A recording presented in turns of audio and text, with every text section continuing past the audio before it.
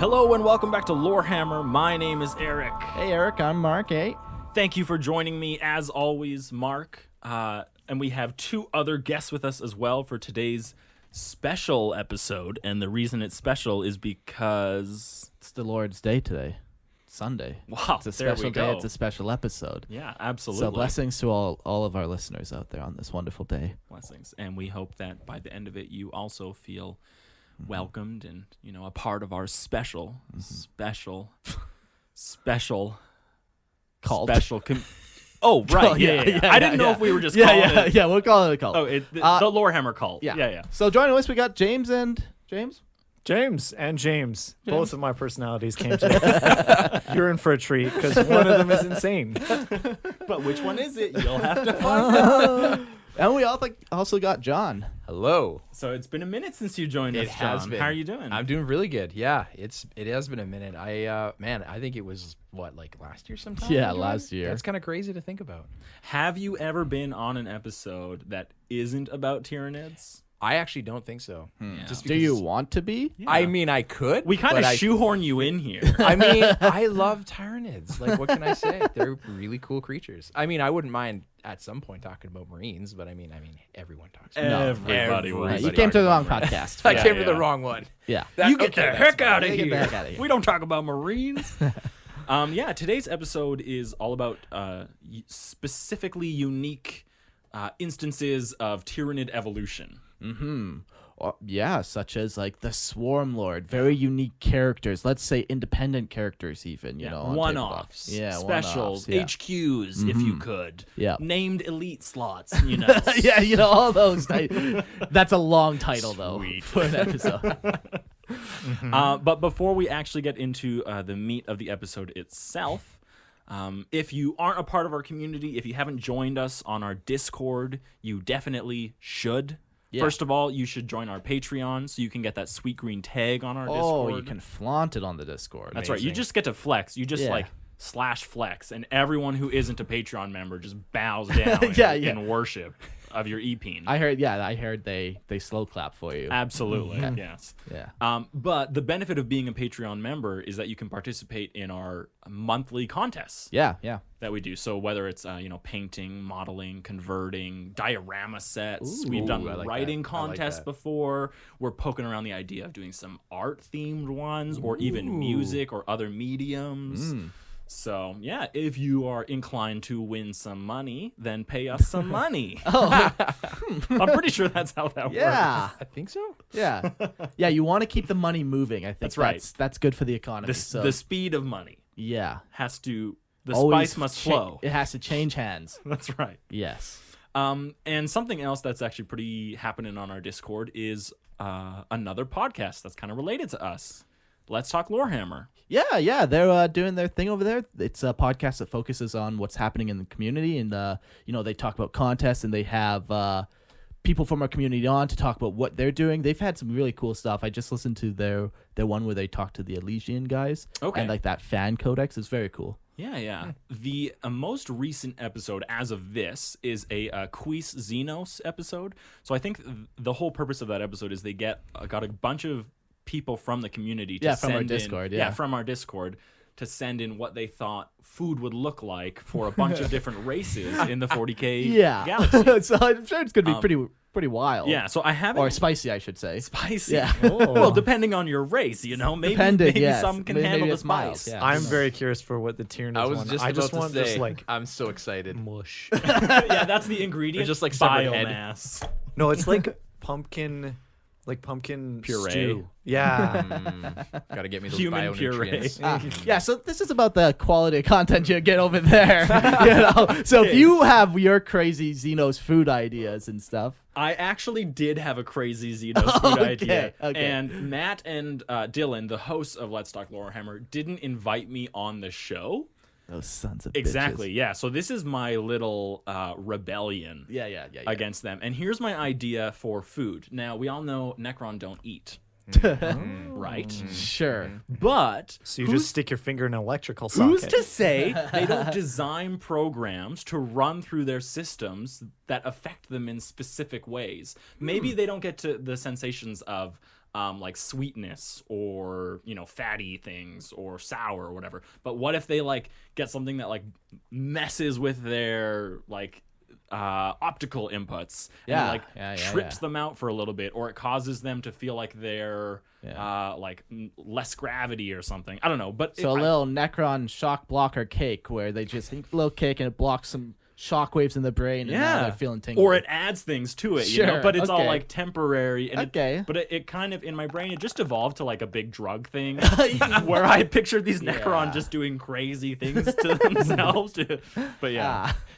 But it started with food. I'm going to say that. It started with Necron cuisine and then you can evolved. eat some. Well, yeah, Some of them exactly. you can eat, so. Yeah. But that was my thought is I just wondered how would Necron eat? And I figured they would make digital food. It wouldn't be real food, but it would be digitally consumed. Well, technically, Necron, like the flesh terrors, do eat. The flesh terrors? The flayed ones. The flayed ones, Right. sorry. That's Okay. the one. There we go. I knew there was F. James complaints at gmail.com. Yeah, there it is. Keep them coming. I only think in terms of Space Marines, so. Now was that James or was that James? Oh, it was James. Oh, that's That's a bit. well, I think after that, let's Dive in. get right into the episode. Yeah, it's gonna be a very cool episode. We're talking about Tyranid name characters and stuff. Very exciting. So before we just start talking, let's set the talk. stage. Let's set the stage, the scene. I'm just gonna pull up some artwork All here right. for our Patreon members. So- Look at that, looking beautiful. beautiful. The Tyranid race consists of many different species and subspecies, each one created and birthed by the will of the hive mind. Over the course of the Tyranid's short history in the galaxy, the hive mind has shown the ability not only to improve existing species, but also the vision to create new and unique and more dangerous species. There could be many different factors that affect why and how the hive mind does this, but regardless of the outcome, it is never good for anything other than the Tyranids. Yes, they will never ever put some kind of adaptation on themselves that is harmful to them. Exactly. It's only making them better and better with each iteration that they release. Yeah, maybe they fought a battle against anti-aircraft things and their flyers took a beating. Now those flyers have heavier armor, heavier chitin to protect them, or, you know, they found the weak spots. Chitin, what do you want from me, Eric? You know?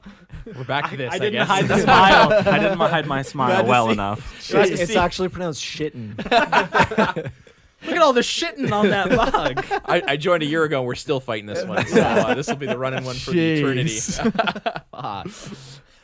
But yeah, they only improve themselves and they have the ability to think of, oh yeah, this is a flaw, this is how to make it better. Yeah, it's not like they're struggling to find what the like rock, paper, scissors evolution is. Yeah. It just is a matter of can they birth it fast enough. Sure. really? Yeah. The vast majority of Tyranids are created from a species template and are essentially batch-made clones born into broods controlled by the hive mind. However, when the hive mind is feeling particularly frisky, it will devise something truly special. Who wrote this? oh, yeah. Hive mind's getting a little frisky. Yeah. Throw some biomass at it. Calm it down. It will devise something truly special and capable of so much more, such as the Swarm Lord. Sometimes these creatures have proven so useful that the hive mind will create a more standardize them across the fleets. Yeah, like, so they might, a good example of like them developing a new creature would be like Tyranids. You know, they were an evolution of the Red Terrors essentially, and it's adapting and changing. Yeah. Increasingly rare though, upon a creature's death, the hive mind will create a new body and implant all the memories and experience of the dead creature in the new body, creating something as close to individuality as the Tyranid race has. And you'll see that very specifically when we talk about the Swarm Lord. Yeah, and I think he might be one of the very few ones. There might be a couple others. But, Yeah, I didn't want to definitively say yeah. he's the only one, but I think it's the only one that we're very confident of. Yeah. So we'll go on. We'll cover. Yeah, we'll cover. We'll talk. We'll discuss. Soon. Chat. So over the course of this episode, we will be talking about such unique creatures specifically created by the hive mind, but we'll also be talking about Tyranid species that may not be a unique species, but have become so infamous that they have been identified and designated by, the Imperium or Eldar, whoever. And such of these creatures are like Old One-Eye, the Mist Reaper, creatures like that, where they're not being reborn constantly. Right. They Even are, what lies beneath. It's more of a title to evoke like the feeling behind like a this guardsman thing. could be like, "Oh no, there's Clawy," and now we got the name character Clawy. Congratulations for us, It's in the battle scribe. It's in the codex. Exactly. It can take Clawy. claws. But I assure you, when Clawy is Powers dead, are claws. gotta get the claws. You're gonna get the clamps. But there's also a bunch of those where they're not being reborn, and once they're dead, they're kind of Right. now a myth and gone. But they are special enough to warrant some kind of title or unique mention. Sure. Yeah. Yeah, and maybe even they will rebirth that one, and then maybe they will use the same template but not give it the memories. Who knows? It's The memories, I think, is the really special thing. Yeah. And we'll talk about that more with the Swarm Lord, but that's a very unique thing. yeah. All right. Shall we dive in? Let's dive in. Okay, so the first one we're going to talk about is the Dagon or Dagon Overlord. The Dagon Overlord, or just Overlord, as the population of Jericho Reach dubbed it, is a unique bioconstruct of the Tyranid Hive Fleet Dagon. Hive Fleet Dagon was a splinter fleet of Hive Fleet Behemoth and set its eyes for Jericho Reach, a sector in the Ultima Segmentum under control and populated by the Imperium of Man. So if you're invasion. Yeah, if you're wondering where you can find this, I believe it's Death Watch. Yeah, I believe it's the Death Watch books. Yeah. The Overlord first appeared in Jericho Reach and was at the first battle of the Tyranid invasion, the Battle of Castobel, where the Overlord was able to swarm Trimalov, maybe? Trimanolive. Was able to swarm Trimalov Hive and dispatch all its defenders in under a month. Yeah, it was one of the most densely populated hives in the Segmentum, and Just went to town. went to town. No. Yeah. Even at the time, the Imperium knew the Overlord was different than the other Hive Tyrants they had read or seen. The Overlord stood taller than others. His chitin was covered in venomous slime that oozed from cracks in the plates. Yeah, that's definitely not something that's common. Yeah. All of Hive Fleet Dagon is kind of described as this, but he's dialed up. Even on his artwork, you can see fumes coming off him. He's super toxic. Oh, that's really cool. Yeah. I wonder if it's just stomach acid. Yeah. The Tyranid obviously He just had equivalent. serious heartburn. And Yeah. It's leaking. body. No. His body is just liquid, that gas that's slowly escaping. I always tell you, Hive Mind, you gotta slow down when you're eating, otherwise you're gonna get stomach burn. Nah, give me more hot wings. Come on, little guy. That's all. The Overlord's malicious streak and ability to drive lesser Tyranids into a stronger fervor was what earned him his name of Overlord. It emits a powerful presence, emboldening and maddening the lesser creatures more so than would be expected by any link to the hive mind. Infecting the lesser creatures with a personal desire to maim and kill all those in their path. Yeah. It sounds kind of like a weird frenzy. Yeah. And where the creatures accept it as not only is this the hive mind's will, but it's my will now. Yeah. They almost act as if they're not under the control of the hive mind, where the creatures will go into that frenzy mode, but it's all directed at the enemy. That that rage. It's possible a pheromone or something's emitted. Yeah. You gotta get closer to your mic there, sorry. John. Pheromones. Yes. yeah. Probably that's probably what he does. That or. Well, I mean, the synapse. however you but- want to do it. Maybe they're following his gunk, and Yeah. it's emitting the pheromones. Maybe it's the synapse doing it. Yeah. Maybe it's you get a.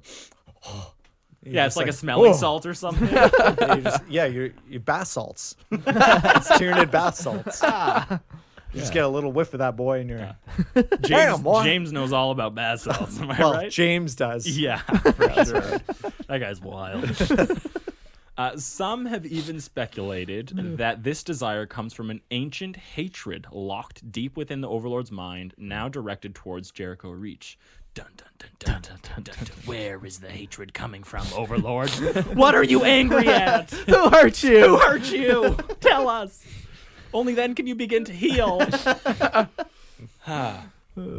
Since its first sighting, the Overlord has been seen in almost every major battle in Jericho Reach, leading swarms of lesser beasts against terrified defenders. Some even whispered that there must have been multiple Overlords in the sector, which would be a frightening thought that the Overlord is actually a new species of hive tyrant and not a specific, like, unique character. Yeah, that'd be crazy. That would be not great for anyone who's facing High Fleet Behemoth. Or I guess this is High Fleet Dagon. Yeah. The Splinter Fleet. Yeah.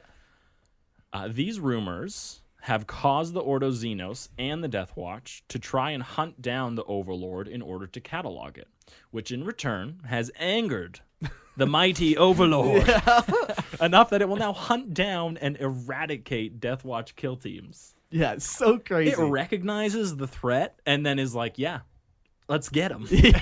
Or does it think of it as a threat and it's just like pissed off? Like, you coming after my boys? Those are my boys. That's my boy.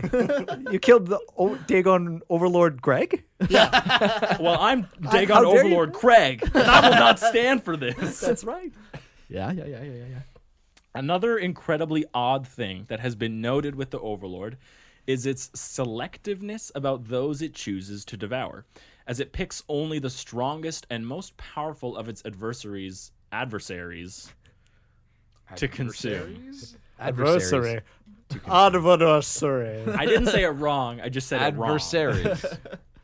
But yeah, so it sounds like a Kroot thing, right? How you would Yeah. specifically eat things to gain genetic knowledge or traits. But correct me if I'm wrong, Tyranids don't evolve on the individual level ever. This guy does, though. Let's Yeah, keep reading. this is where it's like, wait Yes. a minute. Wait a minute. Special. Why is he eating these bodies? And tell me more. If that wasn't scary enough, his picky eating habits, which is terrifying, the Overlord takes it a step further. And often, it will task lesser Tyranid creatures with gathering together these bodies after or even during a battle and piling them at its feet so it may feast on them and grow stronger. Now, that line right there, just the fact that it can eat them and grow stronger. Yeah. Terrifying. That's a game changer Yeah. for Tyranids. Yeah. Because I don't think I've ever read of another Tyranid that can can do eat that. and then get stronger. Time to exterminate us. All of Jericho Reach. Send in the torpedoes. Don't worry, a Tau shield will save them. That's nice. I like that.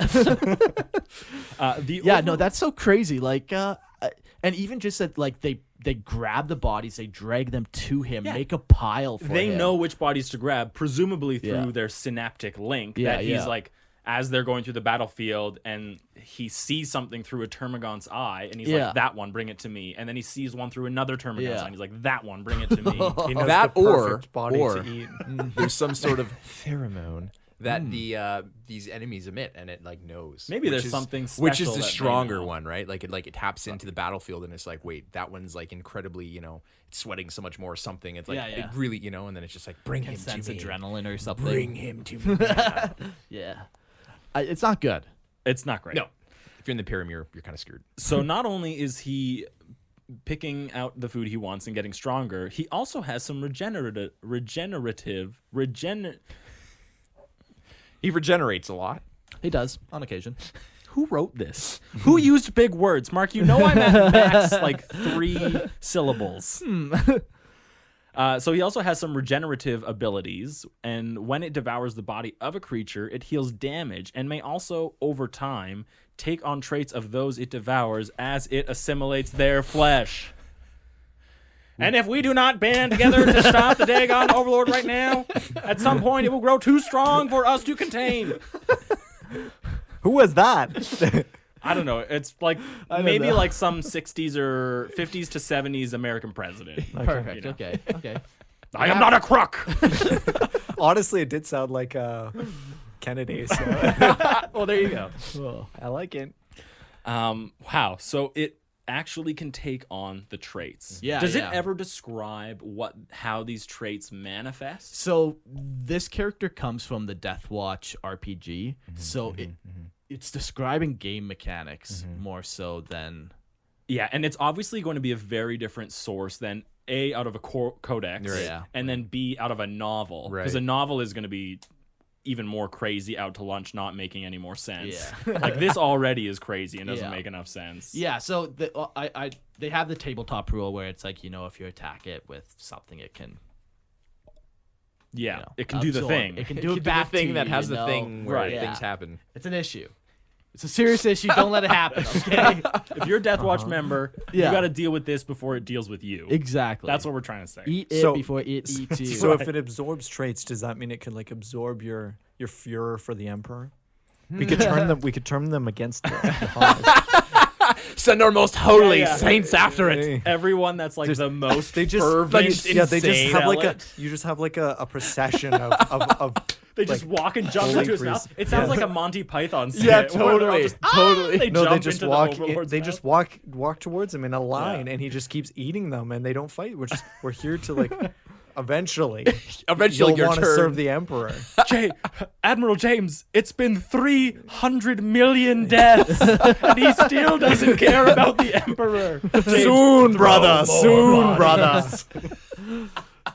I think it's a good plan. It's a great plan. That Kinda sounds sounds like like- something Imperium would do. I was gonna say it sounds like a crazy cult that could like come out. Like Yeah, like they the believe Dagon that- Swarm Lord. Some way they'll like They believe turn the it only way to save themselves is to like kill is- themselves. Yeah, to kill themselves and turn him to the Emperor or something. And you have like this beast chained in a corner, and they keep like, yeah, I could totally see that being a cult, 100%. I found the rule. If Okay, we're I'm curious.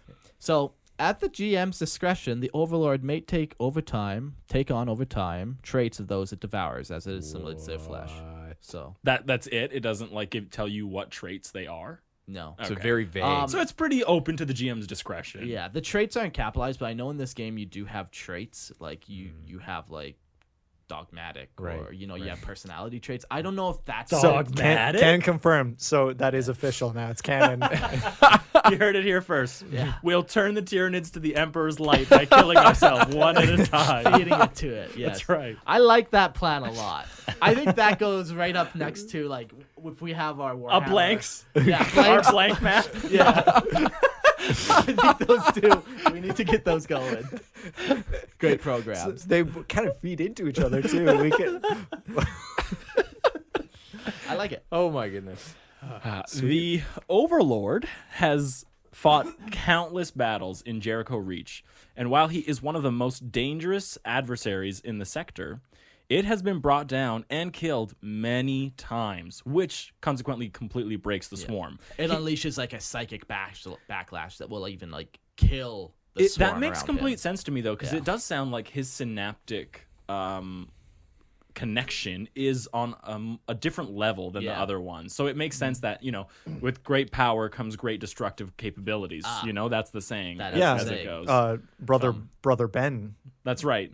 informed. Well, Father Ben, after he sacrificed himself to the Dagon Overlord to save all of us. Anyways. Yeah, man, Daddy Longlegs is my favorite superhero. He should have used the Force, though. If he had learned it from Hogwarts, if he had learned anything, it should have Well, been that Ben is one of the. Oh God, we did. Oh, get out now. We're spiraling. Reel him back. James in. is perfectly willing to take this anyway. Okay, so it has been killed many times, which is interesting to note. Yeah. But I think one of the things here is is it necessarily being reborn with the same experiences and knowledge as it previously had? Is there an indication that would make you believe that? No. Not saying But- it's not happening, Yeah. but not saying that it's not necessarily happening. Yeah, it just seems like it's a step above and more dangerous than everything else. It's everywhere. I don't know. It just doesn't feel like it's at necessarily the Swarm Lord. Yeah, level. I think a lot of Hive Tyrants, though, their consciousnesses are reborn Well, back into them. At the very least, when they're born, they're Yeah. given like definitely more brain power Yeah. and more ability to draw on tactical strategies. Right. Then you're so mindless gone. yeah, at some point there has to be like at least a cognitive template Yeah. that they're sending down into these things, giving them at least some little bit of knowledge and personality. Well, Yeah. theoretically, couldn't it also its mind be somehow saved through the hive mind? Yeah, it's the cloud. Yeah, like you would think they're always connected. So it's like even if you die instantly, It's kind of like a device kind of blinks again. It becomes that device that was before. No, they Yeah, just so have refreshing periodic backup. yeah. The only Okay.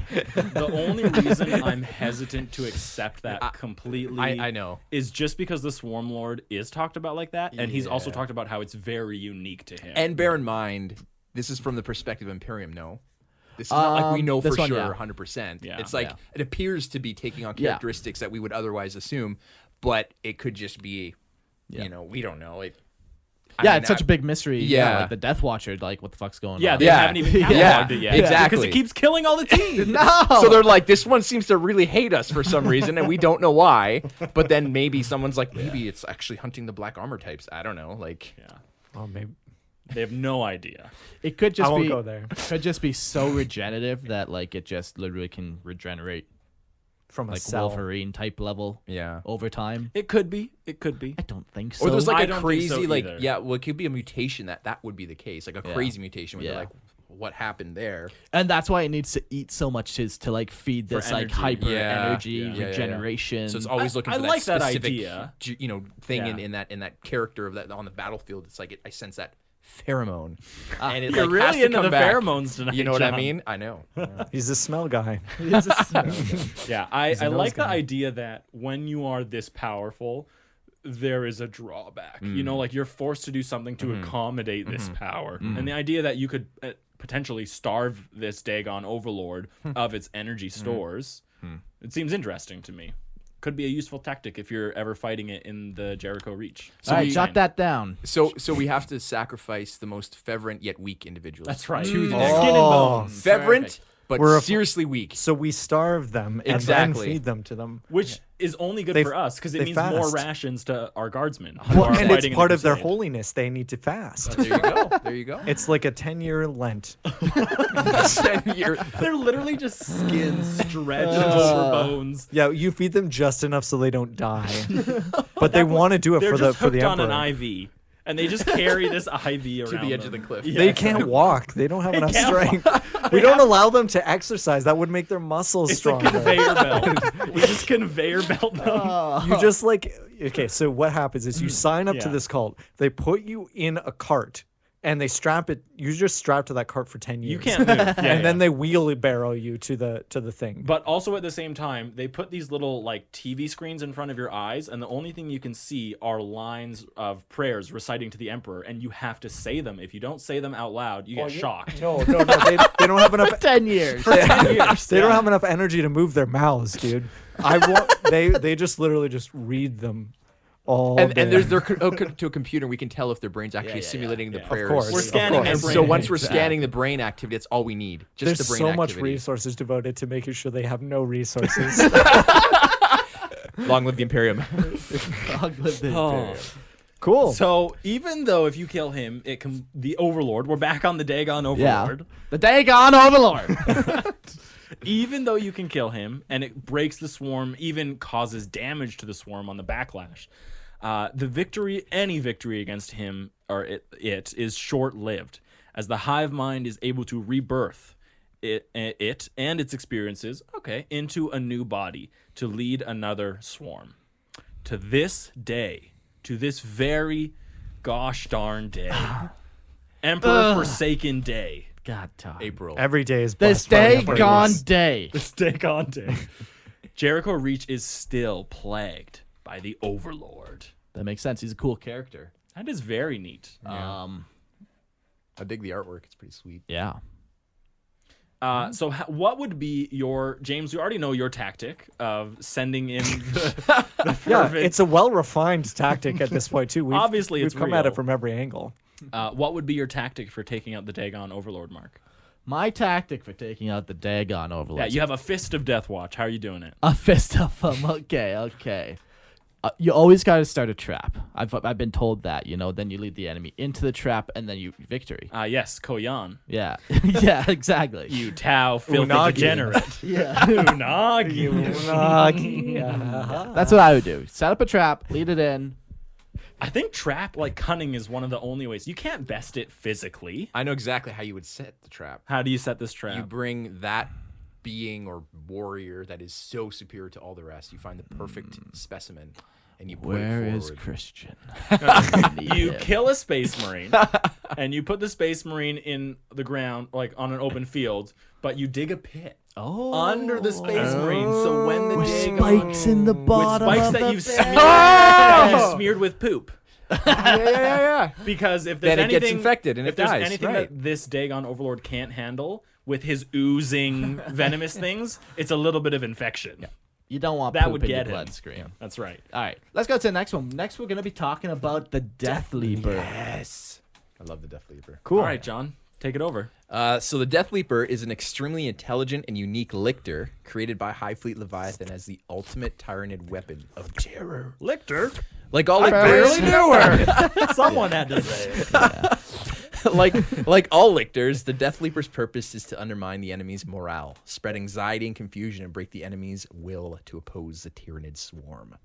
They're like His giblets. terror shock troops. Yeah. Kind of. Almost like spies, almost. Like Yeah. espionage. They'll go in and like they might blow up a fucking gas station. Yeah, just or- mess with people. They're like Yeah. the terrorists of the Tyranid army.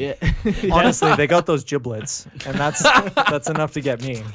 The Death Leaper's real designation is 008. Oh no! My Bum, God. bum, bum, bum, bum, bum. Speaking of not being able to pay royalties, that'll be $30,000. Yeah. Uh-oh. Womp womp. Womp, womp. There goes all our money. So, known to have been on missionary world of Saint Caspellen, I think is how you Caspellen. Sure. They're all made up, so you can pick. Sure. Saint Caspellen. No, you can't. We get emails. People say you have to say. The world of Sorry. Saint Caspellen. The population on the planet lived in fear of it up until the eventual consumption of the planet. Centuries vanished in the middle of the night, only to be discovered in the day, ripped apart and the brain sucked out. Oh. Night after night, the horrors increased and continued as they screamed in horror and pain. I just added that last piece. I like that part. Yeah. Yeah, like lictors are able to like eat enemy or Yeah, eat it's- brains yeah. and like absorb the information from it. It's Right. super cool. Yeah. So it's like the more he's eating, the more he's learning about Caspian or whatever. The Caspian. planet. Especially Yeah. when you start noticing that he's taking out actual military Yeah. people. Targets. Like Yeah, he's yeah. taking out a sentry. Now he knows the sentry routes and Yeah, the yeah. times that they're changing. Eventually it goes to like the top order, like commander or tactician or Yeah, wherever he's you feel looking. like he would just use that knowledge to gain a little bit Yeah. more knowledge every Exactly. single time. Yeah. Yeah. As Hive Fleet Leviathan approached, the Death Leaper instinctively sensed that killing the planet's spiritual leader, Cardinal Salem, would only make the planet harder to devour, as it would create a martyr and steal the resolve of the people against the coming swarm. So the Death Leaper instead infiltrated the Cardinal's cathedral bunker and slaughtered his advisors right in front of him, leaving the Cardinal unarmed, but drenched in the blood and viscera of his aides. That's a great, so brutal. That's a great scene to step into. Yeah. You know, he's like the cardinal I picture is just like shaking. You know, And the he's- windows open with like a breeze. Yeah, the curtains are blowing or something. And someone walks in and goes, "My cardinal, what has happened?" And he's like, Just blood dripping everywhere. "Yeah." Yeah, and then he just disappears into his shadow. Yeah, yeah. Crazy. Yeah, so the Death Leaper repeated this process for 10 days, each time bypassing the ever-increasing security around the Cardinal, coming within killing distance of the Cardinal, but always retreating before harming him. That crazy. is such a psychological game Oh, that this yeah. lictor is playing. It's crazy how smart lictors are. Yeah. They're probably like some of the smartest Yeah, creatures. yeah, I would agree. Because like they have all the knowledge of the hive mind right off the bat, plus everything else that they can learn. Like, Yeah. Yeah, they're one of the like craziest like units. yeah. And I wish I don't know, like I think of like the game, I wish they would be some more OP than they are. You know what I want to do in like Kill Team? Like do some monster hunts. you where want to it's play like, as Death Guard That would be sweet. no, and win? no, I want to do some like there's some crazy like you can take Yeah, like Broodlord and you put and it I up are to, like, hunting something, Yeah, yeah, and it's yeah. like whoever gets the trophy first. Yeah, yeah, Yeah, yeah. absolutely. We could Yeah. put a Carnifex on the table and do that. That's illegal, but It's our house, our rules. Yeah, we've changed the rules enough already. Yeah. It doesn't matter. So this led to the Cardinal becoming paranoid and eventually losing his sanity. Look, I lost my sanity just saying it. Eventually losing his sanity and did more to break the morale of Saint Caspellen than simply executing their spiritual leader would have. so crazy. When the Hive Fleet finally arrived, the world was locked in confusion and terror, and it was easy prey. crazy. Question. Yes. Why don't they just make a lot of these things then instead of termagants? Yeah, if you could just Resource management. Yeah. Who knows how much it actually costs to like, make a make it. lictor and like the investment required. We have no idea. It could be a lictor could be equivalent in production to 3,000 termagants. It could I From the guess, sounds yeah, of it it, could this take could like, You it haven't- could take 10 years to gestate. Exactly. Yeah, We have exactly, no yeah. idea For actually. a But strain to actually develop. yeah, the easy answer is just resource management. Sure. It's not a good answer, and I'm not happy with it. Because but like it's the only one I idea is got. though that they have millions of, and the Tyranids have all the time in the world. Not necessarily. I guess They if- need to consume biomass in order to continue their journey. They can be stopped if they have no way If to you like, starve refuel them. themselves. That is true. If you starve So like they a need yeah. momentum. They need like a world to consume. If there's no worlds to consume, they eventually like I don't know, just die. Yeah, they're just stopped, Yeah. halted, they freeze. Who knows? They could just go back into But like it's- hibernation or something. They don't have unlimited time, and they do need momentum. All right.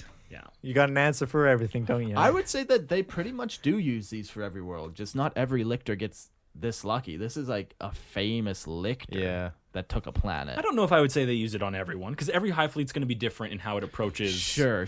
Like, sure. if they But use I a think lictor, this does is that a mean very. they're not using I think G-sealers? Right. they probably use a whole bunch of different things. But Right. anyways, they're common enough. Is my point. I agree with that, Yeah, for yeah. sure. Like they're using them if they can, if the opportunity arose. Yeah, but they're not building ranks upon ranks upon ranks of Of lictors, lictors. yeah. So the idea is though that this guy was just a really talented one, maybe. Yeah, exactly. This one is not being reborn. This one. This one is its It's a own. And it's one-off. just like messing with It's- its prey. Like It's a done cat. something so special that it's Yeah. earned the title. Yeah. Like the Tyranids don't call it Death Leaper. No, Exactly. it's a It's name of the us that Imperium. called it, Yeah. Yeah. Mm. Yeah.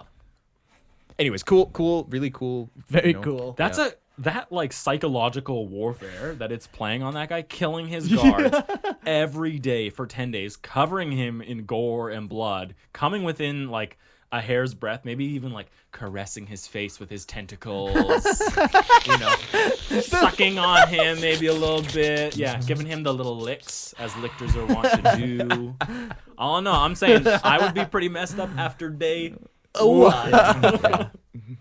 Fair enough. I would try to tame it. Come here, little lictor. Yeah, have some nuts prepared Some for it. treats. Some Here's my treats. fingers. Let's cut them one by one. Enjoy. The Doom of Malantai. Looks like a giant. Brain. Sure, yeah, Yep. that's what it looks like. Freaky alien with brain. like I love it. knives on it. Yeah, a knife brain. You never seen a knife brain? I have now. The Doom of Melantai. So, it is a uniquely adapted Tyranid Zaranthrope. Zoanthrope. Zoanthrope. Xylophone. Xylophone. No, Mark. Zalabino. No, you've haunted me since a child with that name. I will not accept it today. The creature took its name from the events on the Eldar craft world of Malantai. The Eldari legend of the Doom of Malantai refers not only to the tale of the entire craft world's death, but also the abominable Tyranid creature that caused it. The lament speaks of a creature unlike any others, a beast that gorged not upon flesh and blood, but upon the life force of its victims, leaving only soulless oblivion. Very cool. I like to think that the Doom of Malantai is shared in their stories and they sing about it, right? Oh, yeah, 'Cause like it's the like Eldar? a lament. Yeah. So for this sure. is like a title that the Eldar gave this. Yeah, like the Tyranids. Harkins definitely have a play called The Doom of Malantai. Exactly. Absolutely. Yeah, where they share like the entire craft lost. world. Yeah, a lost craft world to Yeah. this single Tyranid creature. And remember, craft worlds are effectively they can be the size of planets. Yeah. Read out how it happens, because it's pretty there's some help that happens along the way. Yeah, I was gonna from say his it's- friends. Anyways, Let's read. Yeah, let's read. Following the destruction of High Fleet Naga by the Eldar, that's Naga for anyone who wants to send Naga. complaints to me. A lone and wounded bioship committed its final act by launching its last bundle of mesiatic spores into the craft world of Malantai. That's mycetic. mycetic or mycetic. I've heard it both ways. Messiatic. The Eldar of the assaulted craft world quickly set about hunting the scattered creatures. That's a good policy to have when Tyranids crash into your planet. Quickly. So, unaware, the Eldar, in the process of killing the monstrous creatures they believed posed the greatest threat, they ignored a unique vampiric Zaranthrope that, left undisturbed, devoured the spirits of the Craft World's infinity circuit. Yeah. So it's like Insane. like You getting gotta- its getting did it, like, itself latch? into the. Does it like find the garden and then like attach itself to the tree or Working something? start, I like- would say like psychically. It's not like literally like. I mean, I like to think that it's just like like Yeah, convulsing yeah. I like to on think- this Oh, yeah. line or something, like Yeah. drawing the energy out of it. Yeah, there definitely is that noise that he's making. He's like oscillating And like pulsing. there's like a shimmer. Yeah, that like travels along his body. Yeah. So the Craft World was assaulted by a whole bunch of Tyranids, leaving this one safe to do what it was. All right. You know. Maybe So not single-handedly- single. Friendship works. Try it sometime. You two can take out a Craft World. With your trusty gaunts. Yeah. So the creature had a large spine-like growth emerging from its back and extending over its skull to resemble a hood, and also several rib-like claws protruding from its flanks. These alterations crackle with psychic energy and serve to focus its psychic powers so it can absorb the life energy of all those around it. So it's just coming around, just, you can walk in a room, and then all of a sudden you have no soul. What happened to my soul? Exactly that sound. My soul. What's that, like Wilhelm scream? There it is. So as it feasted on the souls of its power grew, reaching psychic powers that not even the Eldar could contain. The doom of Malantai went on to reduce the entire Craft World into a lifeless shell. But since the destruction of the Malantai Craft World, there has been no new sign of the creature now known as the Doom of Malantai. So he doesn't, or the Doom of Malantai doesn't consume flesh. So if you were to walk the halls of this Yeah. Malantai craft world, it would just be bodies Yeah. everywhere, scattered upon. No Still. destruction, maybe some destruction from the creatures that were there initially. Yeah. But for the most part, the high world or the craft world would be pretty much untouched. Yeah, you would see like Eldar gunfire, like shurikens like lining the hallways, but you wouldn't see any like return. No, no Yeah. like acid marks Yeah, or like exactly. big claw crushing things. No wanton destruction that you normally see from Yeah. Tyranid attacks. Instead, just an empty shell. Well, of has life anyone floating. been to Malantai after? Well, if they wouldn't know the story unless Okay, someone must have escaped. I will say too, one you thing. know. They did launch mycetic spores. So wouldn't there be some sort of a, Maybe. Oh, I maybe don't there's know. like acidic breaches. They Oh, knew yeah, yeah, The yeah. Tyranids There's- were there, but it's not like your typical like gore bath that you Yeah, yeah. assume. Yes, Well, of exactly. course. and Yeah, no yeah. Tyranids ate anything in there? Right. No, no, That's wait. what I wondered too when I thought of It'd that. have to be like, this is very strange Tyranid behavior. I was going to say because they usually go It after the is. bonus, but it's possible that they only launched. I'm getting so excited. It's like, anyways. I like it. It's possible that they launched the assault specifically with zoanthropes and mycetic spores, and that's it. They didn't want. No. Like there was signs of battle or whatever, but the imagery is way much more cool when it's just a soulless husk. Yeah, and Like true. and 80% of it probably was. the difference. Who knows? The difference, I think, being is that like this was not a planned assault. Right. This Right, was right. like they had one ship left, Right. and they're like, "All right, Yeah. send it in." Maybe all that was on it was mycetic spores, or was 4 gaunts, Right. or was 1 carnifex. Yeah, You It know, wasn't this planned thing. it was Yeah, enough. yeah. All we know is that there were enough creatures on there to distract the Eldar population, to give the Doom of Malantai enough time to suck up enough souls to gain enough power to No, where the no, Eldar no. couldn't stop it. Yeah. That's it. So it might have been that there was a bigger Tyranid force. Maybe. I prefer to think Not. that it's Yeah. like the Eldar pretty much killed all the Tyranids that were there, other than the Doom of Doom. Malantai. And I just prefer to think that there's just these empty halls of Yeah. Just dead bodies. dead bodies that were just their life essence was sucked away. Unexplainably just lying there. Yeah. Like, Yeah. what the heck happened here? The Doom of Malantai. I like to think why we never see it again is like this is an experimental creature. It drew too much energy and it like Super just expensive to make or no, something? it just exploded essentially. Went It supernova? went supernova with too much warp energy, and the Tyranids like, Which well, is bound to that's a happen to little- zoanthropes. Sure, exactly. Like Yeah, they yeah. explode, so this was like a super huge explosion that like, thankfully it was in space, so it didn't blow up planets. Oh, but thank goodness. Only a craft world. only a craft world. But Yeah. that's why I like to think that they don't make any more of these. Yeah. There's It my just story. it was too powerful. Yeah, and two. Unpredictable. We could not contain it. Yeah, it's too dangerous because if you let that go around an actual Tyranid assault, when it explodes, it's Yeah. just going to do all this damage to its own side. Exactly. So it's not worth the risk. That's why I like to think. yeah, that's a good. I think that's a That good makes rationale. sense. I think that's fair. Do you think it exploded in like a real explosion or like a psychic explosion? Like a psychic explosion. Nice. It opened a warp rift and like sucked everything into it. And bloop, Ooh. you know. Literally just disappeared without a trace after Half the war. of, Yeah, half of essentially, that you know. craft world is just consumed. It's just like caved out. Exactly. You Yeah, know, yeah. like Like a big like Yeah. hole, Like a black Swiss hole. cheese. Like yeah. Cuts out half of that craft world and then just disappears Exactly. into smoke, never to be seen again. Vanish. Dun, dun, dun, dun, dun, dun. All right. Shadow. Up next, Shadow. we got the Uh, Mist Reaper. the mist. The Mist Reaper Reaper. is believed to be a unique form of. That's definitely not the Mist Reaper. Oh, I can tell. though. Just add 40k to the end of that. Okay.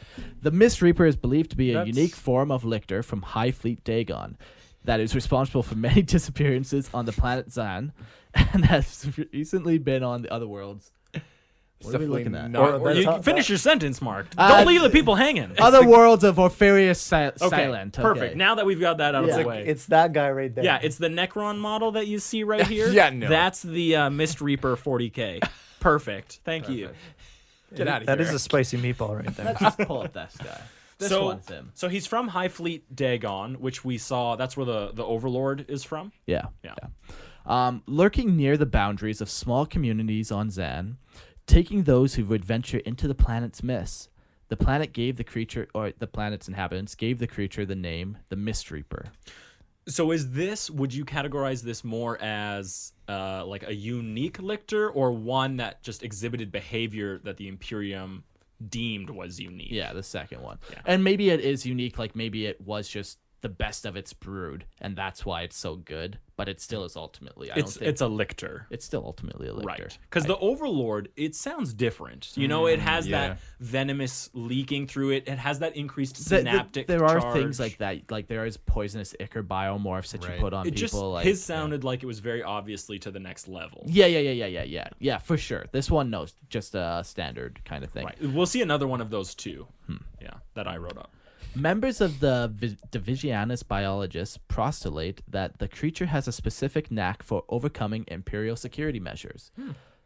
The Mist Reaper invariably works alone, specializing in ambushes when there is the darkness of fog, or generally a long way before the Tyranid forces assault the world.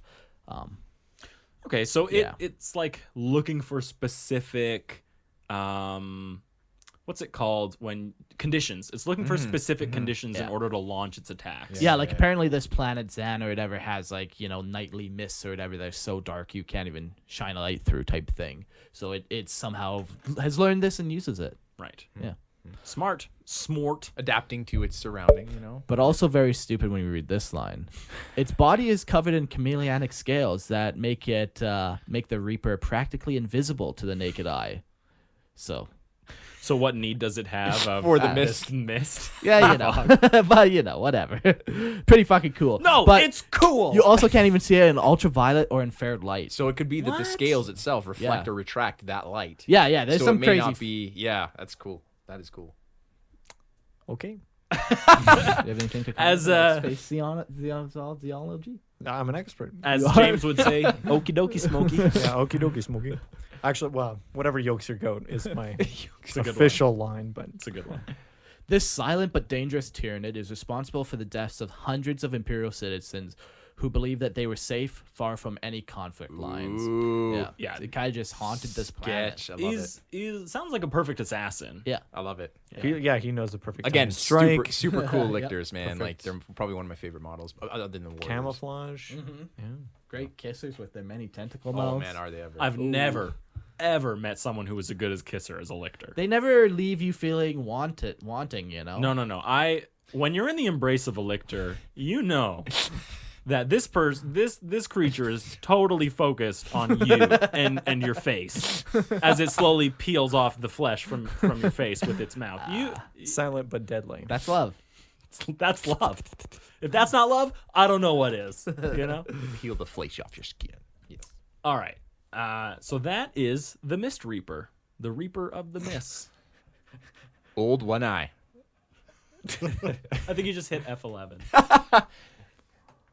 Just carry Yes. on. Reading. Yeah, Don't all you right. worry Old about One what's Eye. going on with That's me. what I I love do these all day. classic. I love these classic characters. So a unique Carnifex, Old One Eye. John, don't Oh, steal what? my thunder. Aw. I'm next in line. Aw. I can't can't believe- say it. Mark, Eric. did you invite John? Aw.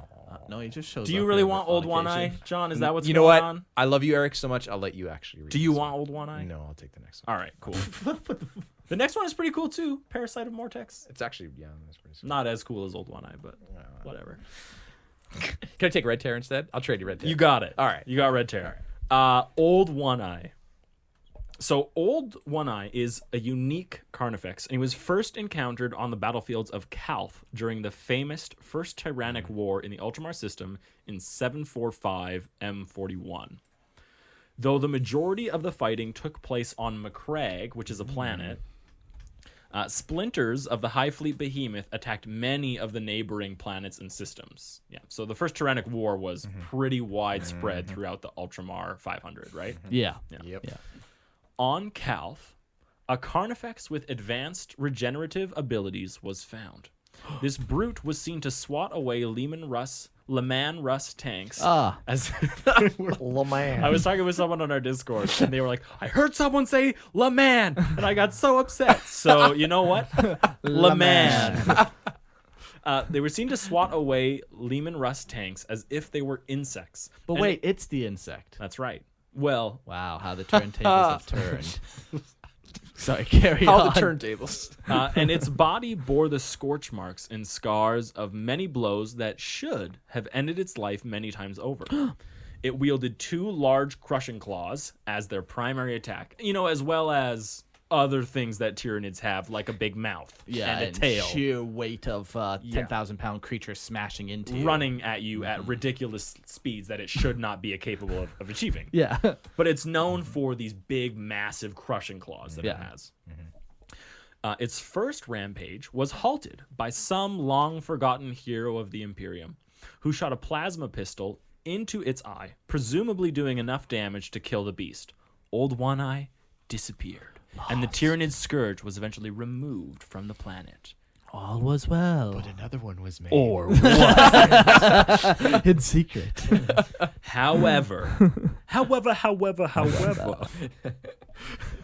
Old One Eye never actually died from that shot, and instead was frozen in the ice packs of Calth. My God. Decades later, well after the Tyranid threat was purged from the planet and system, a group of smugglers found a huge Tyranid body frozen in ice. Deciding that they would sell the body for money, they began to thaw through the ice for access. Ooh. Smart. Smart. This, nothing is an aphrodisiac like Carnifex horn. I can tell you that much. Many restorative powers. Authentic Carnifex horn. Yes. Hey, you want to buy some Carnifex body parts? I want to go home and rethink my life. Okay, they began to thaw through the ice for access. Yeah. This would be the first time Old One Eye's abilities would appear. Some weird quirk or mutation allowed the Carnifex to regenerate itself, even after being shot through the eye by a plasma pistol. Although that initial eye wound would never fully heal, and now the Carnifex's face is forever scarred, it was still alive. It's alive. It's alive! Anyways. After being awoken, Old One Eye was now cut off from the hive mind. As previously mentioned on our non-synapse creature episode, if you want more information, go listen to episode 73. Yes. Great episode. All Tyranids revert to a pre-programmed state if they are removed from the hive mind. And a Carnifex's is pretty simple. Quote, kill everything. Old One Eye began to blaze a path of death and destruction through Calth, even gathering other Tyranids that had been hiding this whole time following their lurk programming. That's sweet. I think it's a really interesting point to note. Yeah. Is that they somehow have decided to break their pre-programmed thing of lurk Behaviors. Yeah. Yeah. Well- because something else is in them. But it's not a hive mind. Yeah. So even in their lurk, they are still like hunters. Like swarms of termagants will still like If they're analyze large the enough. if there's enough of them, they analyze the target. But it's super cool that they've seen the Carnifex and they're like, now we're ready to make our Exactly. move. Yes. Yeah. Here's the Yeah. right conditions for us Yeah. to change our programming Or- into an attack mode. Yeah. Or And- if you will, pheromones. Oh no. These pheromones. They keep coming back to bite me in the ass or smell up my nose. Yeah. But yeah, like it's not like old One Eye is like synapsing or anything. Exactly. That's It's the very thing cool. to note here is that he's not controlling these termagants. No. He's just doing his thing. Yeah. And others are like, cool, I want to piggyback on top of what... Rampage. Yeah, I want to rampage. What a rampage. Let's rampage together. Yes. Yes, Queen. When the people of Calth realized what was happening, they quickly called for the Ultramarines, and Scout Sergeant Tellian was dispatched to destroy the remnant Tyranids. He eventually found Old One Eye and his swarm, but was unprepared for the unique mutation of the beast. After many of his warriors had been smashed or cut down by the Carnifex, Tellian fired a 1 in a million shot directly into its eye wound, causing the beast to reflexively stumble backwards at the wound reopening on his face. This fucking guy needs to stay away from cliffs. He keeps falling into cliffs. The crazy thing is it's described as the Carnifex recoiling in pain, but I'm not sure I appreciate that description. Yeah, like Tyranids, there's no way, especially a Carnifex has like a bunch of pain receptors. They do enough things that are damaging to its own body. It wouldn't make any sense to debilitate it. Like, it's literally smashing through things and probably getting rebar shoved through its chest as it's doing it. Yeah. Why would it have anything in its body that would slow down that rampage that they are exclusively known for? You might think though that they can just turn it off or it gets turned off because you still need like pain is just like if something is damaging your body and you don't know what's happening, that's a problem for anything, right? So let's say like it gets shot in the back. Needs to know that and it needs to the significance of what's happening. That's what pain is. But there's a right? difference between pressure and touch and pain. Yes. Pain is a different than being able to feel something on your skin. Yes. But it says that he recoiled in pain. Like you should be able to understand what's happening to your body without feeling the pain of losing a hand.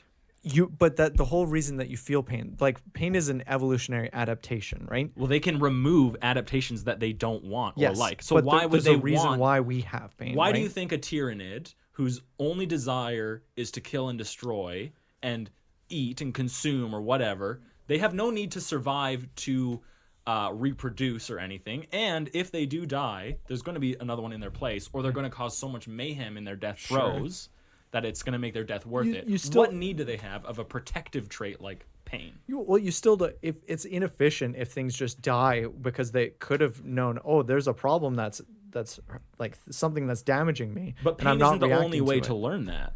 Yeah, but it communicates urgency.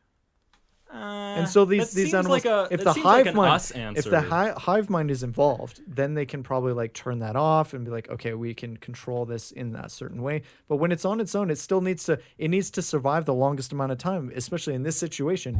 It's trying. It's not trying to do? survive as long as possible. It's trying to kill everything in its path. That is Sure. not the same thing as surviving as But long. okay, but it's trying to kill everything in its path. What allows it to do that most efficiently? Is a small brain and a big body. but it still needs to react. Like if something is damaging it, Yeah. it can kill more things if it kills the thing that's damaging it first. Whereas if it just kills, But it doesn't have to be indiscriminately- pain. You can just learn that through pressure and touch. Like It's- this is not the same thing as pain. Losing a hand, like there are specific pain receptors that Sure, aren't but necessarily attached to sense. Pain is a tiered system of those senses, and pain has the highest. But does a significance. Tyranid feel I was Yeah, gonna like say love, it may not know. joy, compassion. compassion, or maybe Tyranids only feel. I just don't understand the need for Hunger. a Tyranid to feel Maybe pain. I think it still makes sense. It's also like you don't really see other descriptions of Tyranids Having pain, about quote, pain, unquote. but you do see hunger, constantly, and you see like driven by rage, or right in the Overlord's thing, it's a desire to kill. But I almost never ever see pain as something that's attributed to the Tyranids. When the hive mind's around. What do you mean? Well, like I think we could quite easily say, okay, the hive mind can overrule pain. That's like saying they can feel love without the hive mind as well. No, You have no, no no, no, proof no, that no. they don't feel. I have proof right here that that they feel pain. You don't have any proof that the hive mind is the cutoff. But it would make sense that the hive mind could overpower pain and just turn that off if it wanted I'd be to, curious right? to hear what the community says on this very yeah, subject. Geez, you two rambling guys. Because way to diplomatically shut that down. It could be that we're a 50-50 split here, or there is an overruled side where it's like, no. Okay, I'm willing to vote. Who thinks Carnifexes feel pain? What a great 50-50 split. Contentious, wow. So was it James? We all know that you set that up specifically that no one else would want to raise their hand. If you had said, who doesn't think they feel pain, no one would have raised their hand. Obviously, the outcome is the same. So- So let's move on. Okay. Stumbled into the ravine, But for the I second wanna- time in its short life. I want to say how I think it happened. Okay. I think because it was in the eye wound, I think there was a short circuit or a reboot or a brain scramble. Muscle spasm, even. Yeah, exactly. Those are all things I think that better describe what had happened instead of it reeling back in pain uncontrollably. Because Because it should just rampage and rampage and rampage until it's dead. Nothing should be able to stop that thing other than death. Yeah. That's a how fair point. Carnifexes are always described. That's a fair. They're basically the running bowling balls of like. The So it Tyranid just doesn't army. feel They will right. not stop. I'm not saying it's impossible, but I don't like it. Sure. And it should get the heck out of here. And heck out of this. And you just criticized me for having no evidence, but you just made that all up. That's right. Yeah, when Well, you that's the run benefit of having a podcast. When you run a podcast, And you're just a guest, you can James. spread those falsities. I'm going to go back to Old One Eye. Okay. So, as Mark loves to say, Old One Eye conveniently placed himself next to a cliff when he was battling Scout Sergeant Tellian. Oh shit! Name character. I'm gonna need a way out. What's the nearest cliff? So he stumbles away from Tellian and he falls down a cavernous ravine. And though Tellian led a search party, he was never able to find the beast. And for some other reason, gave up his search. Now, Yeah. correct me if I'm wrong, James. I have a feeling you're going to play devil's advocate on this one. So let's say that you are I Sergeant. disagree. You son of a bitch! Let's say that you are Sergeant Tellian, and you've been fighting this beast, and all of a sudden it disappears down a cliff because of a wound that you dealt it. And you say, "Great, let's go make sure the beast is dead." Mm-hmm. And then you don't find the beast. At what point are you like, "Well, it must have wandered off and died because I'm done looking for it"? That seems very not Space Marine-y. I He's got- agree. what's nice too is like Scout Sergeant Tellion's probably got a bunch of scouts with him, new recruits. He's setting a great example. Guys, this is how the Codex says we need to hunt down Tyranids. You don't. It says here if you look for 5 minutes and can't find it, Yeah, it's probably the dead. Imperium's a big place. There's many other Ultramarines. battles to find. So That's move right. on. Ultramarines, am I right? Especially on one of their planets, Calf. Like, that's a populated ultramarine planet. Anyways, for some reason, Tellion leaves. Though initially, Old One Eye's mutations of regenerative power and increased fortitude were unique, many witnesses have claimed to see the same effects in the Carnifex's Hive Fleet Leviathan, leading some to believe that the Hive Fleet was able to recreate the mutations that made Old One Eye so hard to kill. That's cool. That's a scary story Yeah. because Old One Eye is pretty hard to kill. Yeah. Mm-hmm. Yeah. Ignoring how this beast could have left the planet of Cal, because it's impossible almost, the Ultramar system was next assaulted by a Carnifex that was seen on many different planets. This Carnifex matched the description of Old One Eye and sowed destruction on whatever planet it was on. So leaving Calth doesn't make much sense to me, but it does make sense as soon as it reaches up with another splinter of the Hive Fleet. Then, of course, it can Sure. move on. But it just says, like, mysteriously, it was on another planet. Yeah, it's just like hopping on like hard cargo crates, like Right, yeah. How do you, lurking, these hive- like a 2,000-pound beast hiding in the cargo bay. Yeah, They won't see me. He's on his tippy toes. Just like giddy. Yeah, that's just classic GW writing right there. yeah. I can see it, just like a transport ship, some random, and just this massive beetle-like beast on the back. Sir, did you know that we have a Carnifex in the cargo hold? What? I don't believe you. I Yeah. don't believe you. Couldn't Stop happen. stop pranking me, Jim. You're Is always this doing Jim? this. Did Betty put you up to this? Jim. Classic Jimmy. The people on Tartarus, many, many light years away, could always describe this beast right down to the scarred and missing eye as it rampaged right through the heavy fire to smash into a shield generator, protecting the planet from solar storms. So Tartarus, So it made it all the way somewhere else. Tartarus is almost like a third of the way across the galaxy. Wow. Perfect. Like not even within the Ultima Segmentum still, but like if Ultramar is on the bottom of the Ultima Segmentum, Tartarus is almost at the top.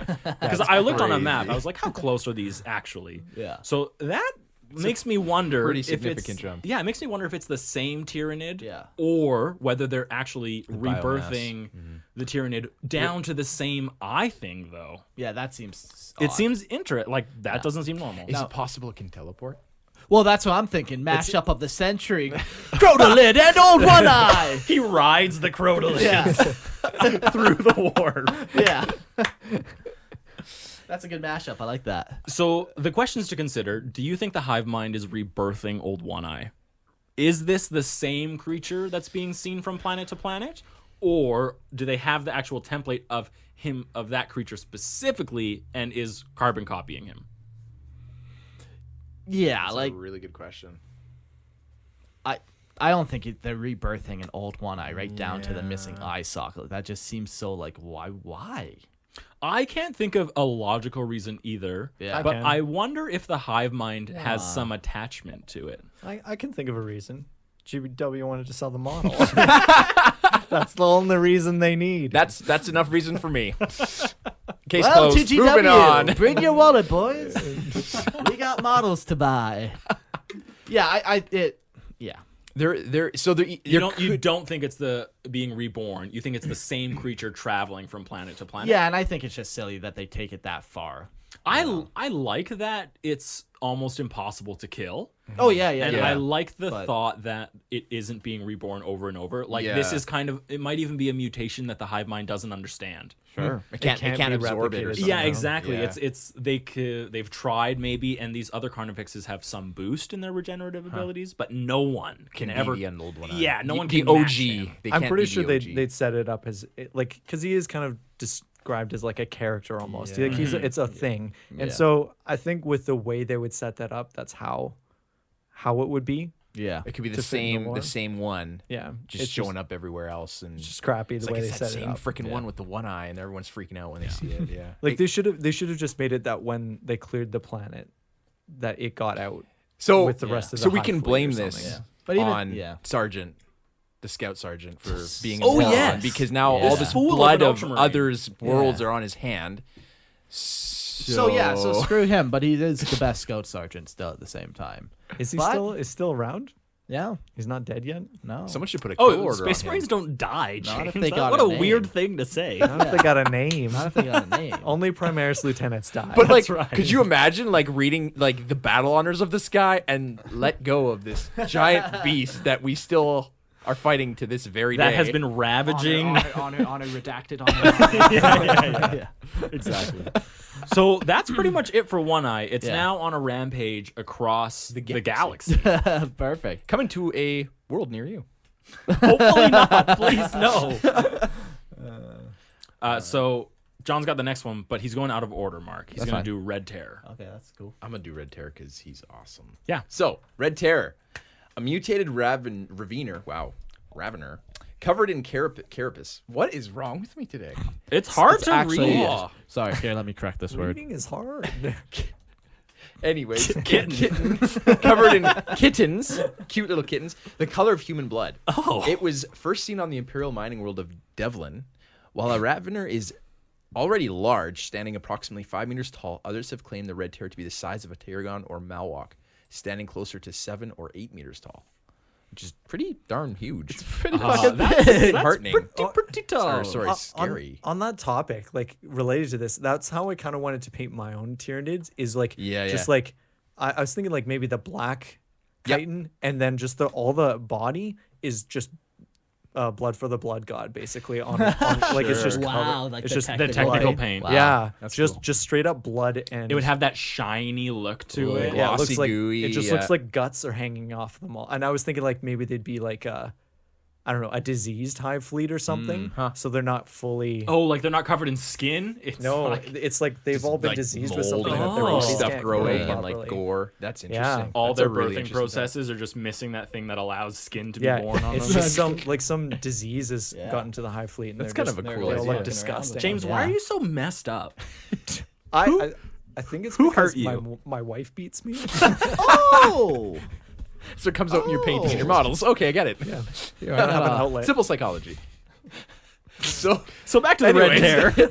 We'll deal with James' domestic problems after the show. Don't worry. We'll get him the help he needs. and maybe we shouldn't complain to him anymore. It sounds That's like right. he's having a rough go as it is. every time he opens that email, another tear falls from his eye. I can't cry anymore. So, anyways, its size are massive, largely larger than a fully grown human. Wow. And its mouth is so big it could eat an adult human whole. It follows very guerrilla tactics, performing lightning-fast attacks to leave many dead before disappearing down its tunnels. Yes, those tunnels. I love those tunnels. Me too, Red Tear. Me too. Anyways, this behavior was seen again and again until finally a search party was sent to exterminate the beast in its tunnels. The search party was wiped out completely while Devlin was not completely stripped of life. Many escaped while they could. Yeah, That's a it smart kind thing. of turned into like, we can't kill it, so we better Get the heck out of here. leave Yeah. as soon as possible. Yeah, like this thing, it has the ability to like. We keep talking about these tunnels. Like he's making these tunnels. Yep. Yes, Yep. sorry, it is not going in pre-existing tunnels. Yeah, It is yeah. building a tunnel network, or it's carving out Yeah. a Yeah, tunnel like, network. it has like acid spit or some shit like that. It so just can like do- burrows through crazy Yeah. like concrete and ability to burrow through basically anything. Yeah. During this frenzied exodus, one ship that left Devlin performed an automated landing cycle at Audrey's Hope. Though it was silent and didn't answer any hails, when the ship was investigated, it was found to be blood-soaked and empty of life. Though they found evidence of a large creature on the ship, no Tyranid was found. 3 weeks later, Audrey's Hope became a blood-soaked ruin. The beast of Devlin had struck again. It has not been seen since. Do do do do. Red terror. This is very 40K horror. Sure. Yeah. Like, it was on one thing, and everyone was so terrified that they had an exodus, and this guy's like, you know what? Me too. And he gets on a ship, kills everyone on it. There's an automatic landing cycle, and then he just turns the next place into his death bloodbath. Cradle or whatever you want to call it. Yeah. Let me read this to you. I read this from a codex. There's a Tyranid one. I was a young little boy, and this frightened me to this day. Was this edition 3? It might have been. Ooh. Emperor knows what pit spawned the hideous apparition we came to know as the Red Terror. It first attacked the outer bastion, and 24 men died before we drove it away with flamers. We never even found the bodies of Lieutenant Boralis and Captain Lowe, just a trail of slime that led away from the command post and into the tunnels. It returned the following night, and the slaughter began anew. But this time, we were ready for it, or so we thought. Yeah, it's like very horror. Yeah, Yeah. you can just like you can picture the compound. There's a fucking flickering light. You know there is. Of course there is. Yeah, it's making a buzzing noise. too. And everyone's scared. like freaking sweating and then Yeah. they're looking at each other nervously like, Yeah, the Red Terror is awesome. It's very cool. Classic Tyranid model. I think every Nid player loves this model. At least Yeah. they should. If they don't, there's something really wrong with them. They shouldn't be playing Tyranids. All right. That's some good gatekeeping. Thank you. Absolutely. Absolutely. Okay. Well, the being edited parasite of Mortex. Yeah, there you go. The parasite of Mortex. I don't know where I was going with that. That's all I got. It's those dogmatic, pious Traits. It's your trait. Yeah. It's my thing. It's- Has nothing to do with Lorgar, but I wish it did. You're a liar. You filthy chaos liar. So, though many creatures of the Tyranid race are dangerous, few can have such a devastating effect on a planetary scale. The parasite is one of them. first encountered on Mortex, hence the name. I don't know if you could put that together. It's a tough leap, but Yeah, Put yeah. what together? It's hard. yeah. It is Mark, it went over right over Mark's head. Mortex of Parasite? No, Yeah. no, no, no. The no. parasite no, on parasitic. Mortex. Good work. Good The job. parasitic of the It is- more textual court. I don't know. It is a bat-like creature about the size of a Tyranid warrior.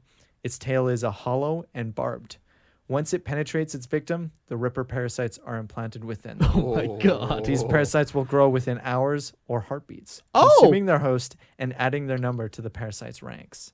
Yeah, it's crazy when you're reading about this. It's like it takes a couple of hours or heartbeats. And you're like, I might just explode in rivers.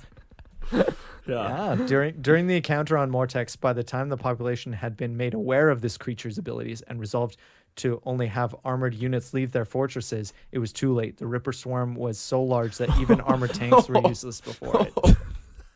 That's so cool. That is crazy. Yeah. Wow. Yeah, within 2 weeks, the swarm had reached such a large size that they swept over the planet, consuming everything in their path. Luckily for the Imperium, a single transmission was sent from the planet detailing their contact with this horrific creature.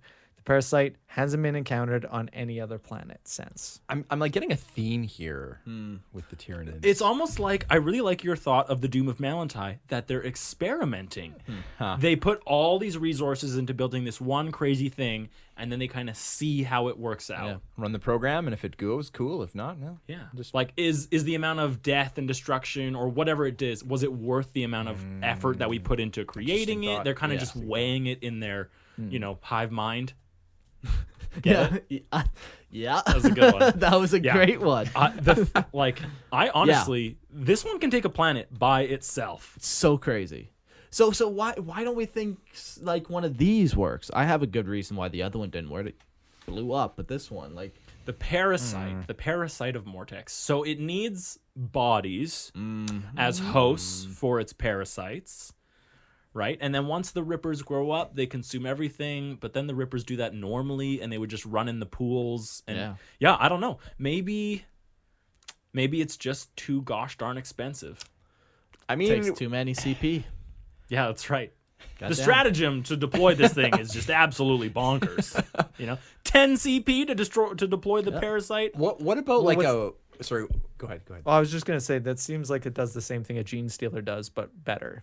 Yes. Yeah. I agree. Yeah, right? Like Well, that's a gene quick. stealer infiltrates a society. Yeah, But why true. does It that takes matter, generations to take it. That's The worse. societies. It might. So if you have a hive city, like a hive planet, Yeah. I think it would be a lot harder for this thing to stay hidden. But I bet if you had a planet with a bunch of different outposts scattered throughout the thing, settlements around. Yeah, Yeah. and not really densely populated things, it's easier for it to grow its parasite army. Because if it tries to get into a city immediately, Yeah. it might have a way less chance of surviving the end of it. I don't But know. a Gene That's- Stealer would be able Well, to. Gene Stealers infiltrate societies. They hide and they Yeah. lure. Yeah, And but they the wait, original like- Gene Stealer. What about him? He has to do the same thing that this guy has to do. Not really, because Yeah. he has his minions who actually go around who look like humans. And They gather eventually- stuff They're kind of for like him. the body snatchers element of like taking time Yeah. to eventually take everyone over. This one, it like literally just eats everything. It's in not a sight. good reason that I have, but it's the best I can It come could up be with. like a crazy mutation. I mean, like an accidental. yeah, like it's just such a weird. Like I don't know. I don't like to go down that road, but in this case, parasitic like Yeah, like rippers. the tail that Yeah, like, like enters your body and deposits the parasite. That's pretty unique. You don't it's really a see that. very in other unique places. model. Like I don't think it's really like like a gargoyle mix that something happened and it just like something got crossed and it's like what the heck is this thing? Just Yeah, it doesn't even tell you what the template is. All it says Yeah. is it's a bat-like creature the size of a Tyranid warrior. We don't even know if it's built on the Tyranid warrior it's like, just template. assuming what you see. Wait, from this is it, an but- official picture of it. Did you know? I believe so, yes. Yeah, it is. Yeah. Oh, no, it is. No, it is. No, Mark, that is an official picture of the parasite, of Mortex. No, I know. No, you're not listening to me. Okay, next fucking All right, thing. all right. I don't know. Yeah, like it's a cool thing though. It's very fucking cool. You can't come, nothing, you got I nothing? don't. I got nothing. I'm just gonna chalk this one up to a blessed creature. Some things are best left alone. Someone said blessing, James. In the name of Lord God. There we go. I knew James had it in him. I have a lot of those. With how many 2s you get? Oh my god! Don't get me started. Okay, so next one we're gonna talk about the Swarm Lord. Okay, The without biggest- a doubt, the coolest thing we're gonna talk about all night. Do you want to do this one? And I'll do the last no. one. Do Swarmlord. Okay. One of the few immortal Tyranid creations, the Swarmlord is often seen as the pinnacle of Tyranid evolution. Capable of being reborn over and over with the experiences, character, and knowledge of its past self, the Tyrant Lord of the Hive Mind only ever gains in strength each time it is reborn. Yeah, just... Yeah. Ooh, that's Bonkers. That's setting Absolute setting the stage bonkers. for you guys. Oh my god, the jitters.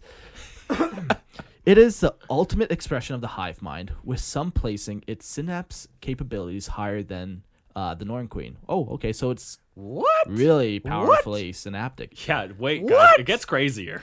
It may even be as ancient as the Tyranid race entirely, having existed since the first thought crossed the hive mind. Yeah, it says it's as old as the hive mind. Crazy. And that's even apparently confirmed by a codex. Yes. The only thing is, it's weird that we know that information. Like, how would Yeah. we know? Yeah. Like, the codex is just supposed to be from the perspective What of the if- Imperium. What if? So yes, you're right, the Imperium. But what if the knowledge came from another species somehow, and they found No a one has database? ever met Tyranids before. They're an extragalactic That is race. actually very true Yeah. because of the. I Yeah. see the logic flaw there. So we know Okay. it, but it's weird that we know it. yeah, Yeah. But on the template of the Hive Tyrant, the Swarmlord was created with a very specific purpose: to be better. It will outthink, outmaneuver, and best in any combat, any form or being or army. If it doesn't beat it and dies, the Swarmlord is reborn, now with even more knowledge or strength or skill than his past life. It wields 4 bone sabers, one in each arm, that appear to have a extra galactic crystal embedded within the blades. These swords are able to cut through adamantium and even force fields with ease. Its strong link to the hive mind allows it to wield psychic powers with ease. It really is like a complete package. It's a master of everything. Yeah. You know, like the ultimate. Yeah, it has psychic abilities, like, yeah. It's smarter than you. It's stronger than you. It's faster than you. It's more vicious than you. It commands a bigger army than you. It has better psychic powers than you. Like, and its catchphrase Damn, is Swarmlord's gonna Build back steal your better. girl. yeah. It is going to steal your girl. God damn. it's more swole than you. Boys that look like this have a 100% chance of stealing your girl. Exactly. I'm excited. Something noteworthy about the Herald of the Great Devourer is its experience or existence in multiple swarms across the galaxy, all seemingly at the same time. It would appear that its synaptic link is so strong it can connect to the hive mind from wherever it is, and maybe even cannot be cut off from the hive mind. Yeah, that's a really crazy thought, Yeah. that it's impossible to cut this thing off from the hive mind. Yeah, and even that's in multiple fleets. Yeah. Across the galaxy, there could be dozens of these things active at one time. I know. all transferring I know. experiences to I each other. Wow. Yeah. I really like the Swarm Lord because it's very different, and it really makes me. Now, I'm not a computer guy. I don't know a lot about computers and networks No, and ones and internet, zeros and not for how you. the internet works, because I'm not, but James knows. Can you confirm Yes. that? Can you confirm that the Swarm Lord works like internet? Yep. You heard it here first. yeah, folks. absolutely. So there's yeah. a couple things in this paragraph I think you can dissect. Yeah. So one of them is its existence in multiple swarms across the galaxy, all seemingly at the same time. So first of all, the fact that all swarms have access to this guy is interesting. Because a lot of times mutations come from very specific hive fleets. The knowledge that it is as old as the Tyranid race itself really helps in that knowledge that every hive fleet has it. Yeah. But all at the same time is an interesting thought. Yeah. Yeah. Is it instantaneous? What do you mean instantaneous? Like, is the knowledge transferred instantaneously across? well, or is the being endued with it from? so It's it depends, I think, on whether you believe that these swarm lords are separate iterations of itself or whether they are the swarm lord. You know, Oh, yeah, if yeah, you yeah, think yeah, that yeah. this Swarm Lord and this Swarm Lord are separate and they don't have any communication with each other, then it doesn't matter whether Yeah. their thought is instantaneous or not. But if you think that they're the same being and they're both the Swarm Lord, then I would assume that they are experiencing everything at the same time. And then this feeds back to the conversation we had like a year ago about the warp and the presence of the hive mind in the warp, and maybe a manifestation of its presence. Well, we do know that psychic communication is definitely the norm in 40K, right? It's much, much faster than like conventional means. And this is apparently so strong in synaptic link that it's almost impossible to be cut off from the hive mind. And if the hive mind does exist in all fleets at the same time, it's not that much of a stretch, I think, to say that this Swarm Lord in Hive Fleet Behemoth and this Swarm Lord in Hive Fleet Leviathan not only are the same creature, but they are in constant like communion with each other because they're the same person. It's the hive mind, just kind of like The more I read about the Swarm Lord, the more it really felt like this is the hive mind as condensed as it could be and packed into a body. Sure. Yeah. Okay. Yeah, I would actually agree with that theory. I think that might be the case. Yeah, it's the closest like Sweet hive mind. replication, I guess, of like what the apex of a Tyranid could be.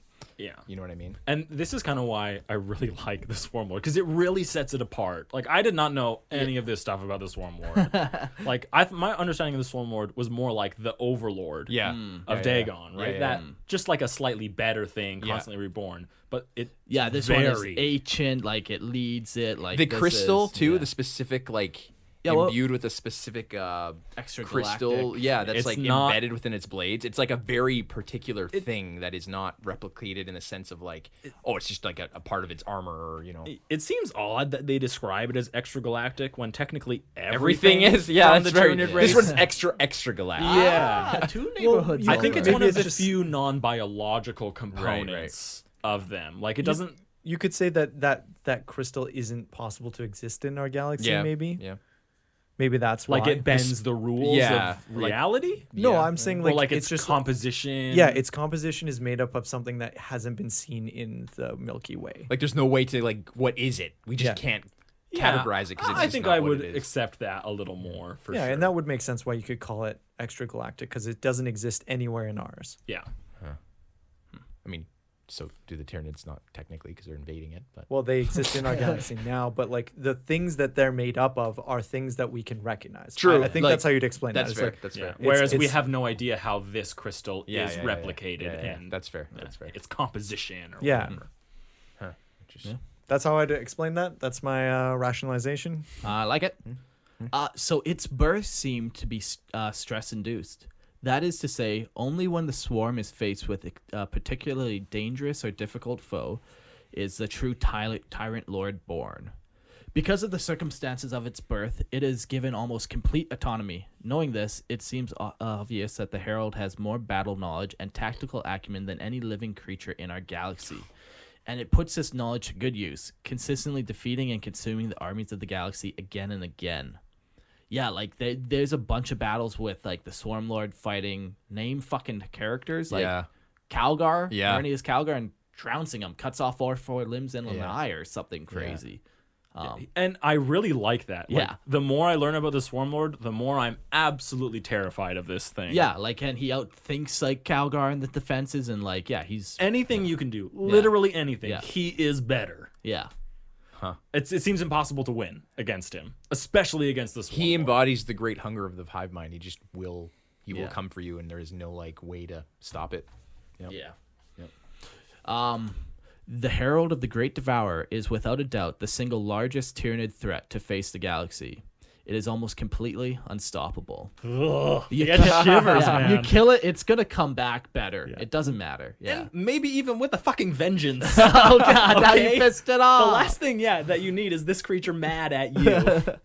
I loved doing the research on this and putting together these notes and kind of like It's a sweet, Giving it's a it sweet that character. flair. Yeah. I This have one makes me happy being a Nid player because I just love the insanity of it. Here we go. All the Nid players are like, yeah, that's right. The Galaxy's going to eventually lose to the Tyranids. Confirmed. It's inevitable. It is inevitable. Guys, have you never heard of the Necron race? All right.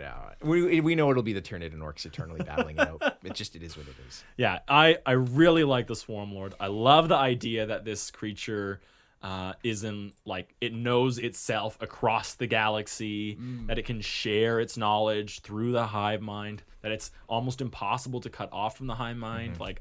Yeah. Is there any other I love character it. you think I about? Scrooge for this guy. Is there any other character you can think about in another race like this character? In another race, like a super powerful character. Not super powerful, but the fact that it's like basically what again with Eric's theory of the same one, just in different places in body. There's like perpetuals and stuff. Like even like Phoenix Lords have like a rebirthing process where each time they come back. I think John's Better. more talking about the fact that existing in two places Simultaneously, at once. like it literally replicates. Like you could have 17 different fleets, and maybe potentially they have like 5 of them. One on a couple of those fleets. And the fact is that if Eric's theory is right, then that is the Swarm Lord. It's just in 5 different fleets out of the 17. Yeah. And it just exists. Satan shards are kind of like that. No, I don't think they share knowledge between each other. Even though they are like the same being, they're not in communication with each other. They're not linked through any like extraneous. My bad, James. I'm sorry. But I will say that if there was ever something, and I did a very specific line in here, and I'm going to reread it. I said, Okay. Knowing this, it seems obvious that the Herald has more battle knowledge and tactical acumen than any living creature in our galaxy. Necron. So if there was someone whose knowledge, He's a piece of shit. I hate this Eric guy. There's 2 douchebags in the 40k universe. It's the Necron fans and the freaking Tyranid fans. My God. You guys know that we'll eventually take over. It's inevitable. Oh yeah. we always win in the end. but I mean, it's true, but that being said, if there was someone who could potentially outmatch or outwit the Swarm Lord, the only one I can think of is the Silent King. And the Silent King isn't even really talked about as like a great tactician or anything. I heard the shudder. I heard the shudder of many online as you said those All words, right. Eric, and I appreciate it. So why is that wrong? It's not. We're just. Oh, you're just we're like just shitting on. They're just trying to bring I it down just because we're said, just literally the Tyranids and the Necrons, and you guys are just wanking each other off right now. Yep. Every single time. Here we go again. Who, if not the Emperor, because the Emperor is pretty much on a level all his own, who do you think is actually capable of going toe-to-toe with the Swarm Lord? Zeech. That's a god. Yeah, if you need a god to battle this organic being, there's then something nothing, really wrong. You just said something living Well, like, that could take him on. outside Zeech of the isn't warp alive. itself. He's a deity. He doesn't exist He's in not our dead. realm. Got it. Warlord Titan. You son of a bitch. Have you seen the new Titan? The War Master. Yes. With yes, its quad. the Cannon, quad plasma, blaster launchers. Yeah. Zurian plasma react. Is this a Forge World or is No, this it's Titanicus. Titanicus? Yeah. It's I don't know if you've a little side tangent here, but I don't know if you've taken a look at the model itself. It's pretty nifty. I like the plates that like overlap on themselves. They remind me very much of like lobster tail. This Plates. one? Well, just like the legs. If you I'll look never at see it. Okay. If you look at the leg pieces, it Yeah. looks like they have that covering where they can like maneuver and Whoa! change. So this is bigger than the Warlord, eh? Yeah, Yes. that's crazy. Barely though. It's bigger than the Warlord, but I don't think it's bigger than the Emperor or Apocalypse class. Yeah. So the Swarm Lord would be like a cockroach to that thing. In other words, There you go. You got the scale right there. Yeah. Like also, check out those plasma guns. Swarmlord ain't got shit on quad barrel plasma cannons think from a he's got War you Master there. Titan. So I will admit that in a battle with the Swarmlord, this thing probably wins. yeah, and a one-on-one for Probably. sure. But Yeah. what about an organic, like a single person? did ask- Not not Yes, he something did. crude The by 30 precepts. individuals. No. The precepts no. outside of his Titan? He is the Titan. No, Mark. And the Titan is he. Yeah. They are one. Yeah, no, you're right. Like the Swarm What Lords. about a Primarch? Could a Primarch take on? I think that's much more even, but I don't know if I could confidently say. And like a Primarch, like realistically, they don't have experience. They're these fucking children that have 100 years of experience. They just type have thing. talent. Yeah. It's raw talent. Yeah. Okay, let's play the game of GW makes a book. Yeah. How does that come? How does that book end? The book ends with a Primarch alive and all its enemies defeated or disappeared. Wrong. Down a cliff. Yes. So Specifically a cliff, and it has to be yeah, very but clear. if there's a On book, Calth if with you- ice packs. if there's a Reboot Gilliman book, Yeah. and he comes across a Swarm Lord, it'll be tough. But I can almost guarantee that Reboot's winning. Do you think that they're winning or they're both walking away with no clear victor? What about this? Yeah, they're both getting mortally wounded and they're getting upgrades when they come back alive. Right. That makes Calgar sense. now for the has Swarm 2 Lord. heads. But this one is in the middle of his chest. Sure. It's just like a mechanical face. in the If you're center gonna of his do the armor. if you're gonna do the like it's a draw thing, sure. But like if they I have mean, to I choose don't a like winner, it.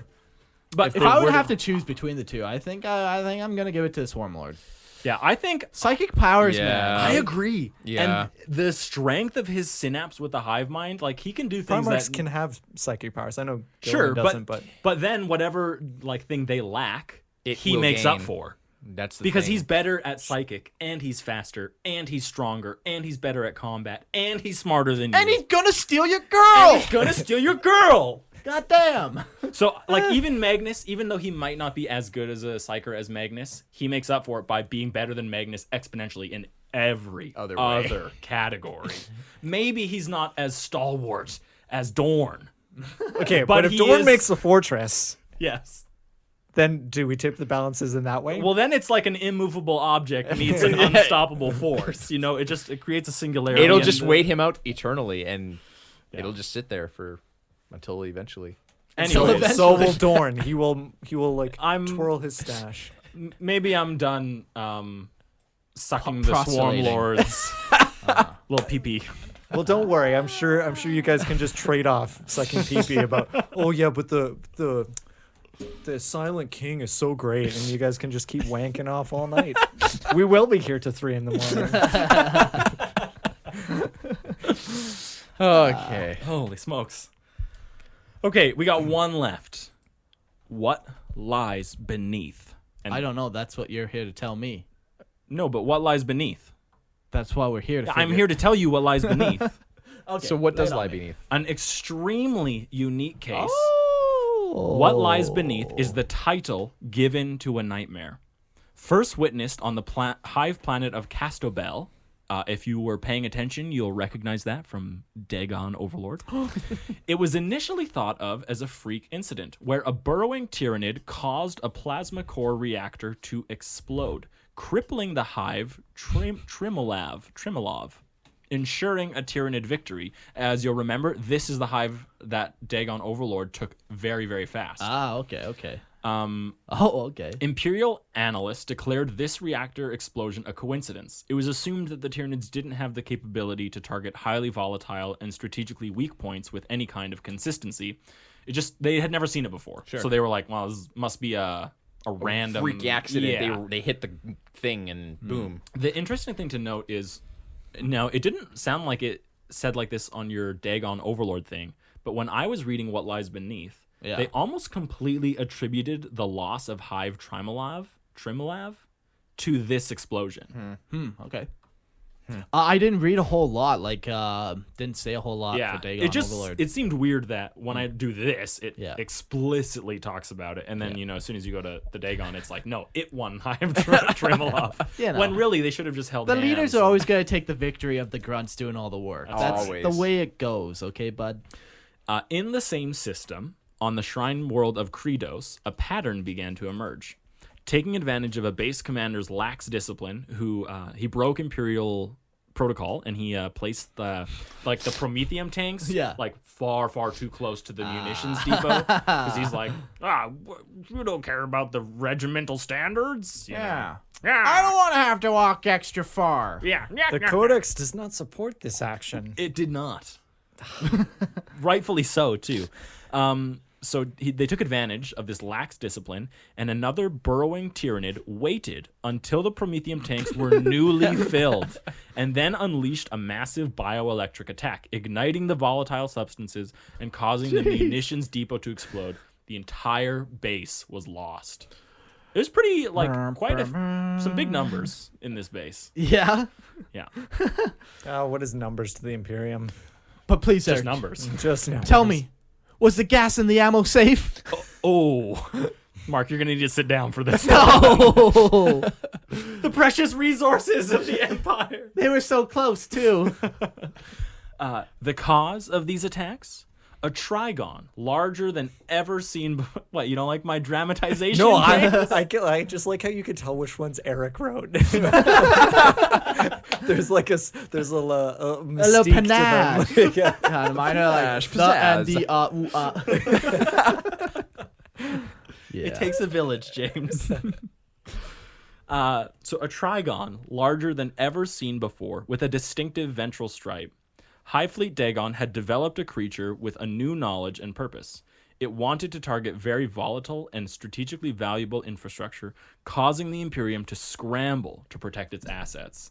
Because they've never had to worry about their, like, Prometheum tanks and their munitions or their reactor cores before, you know, but now they're like, these are actually targets Yeah. that we have to worry about. Yeah.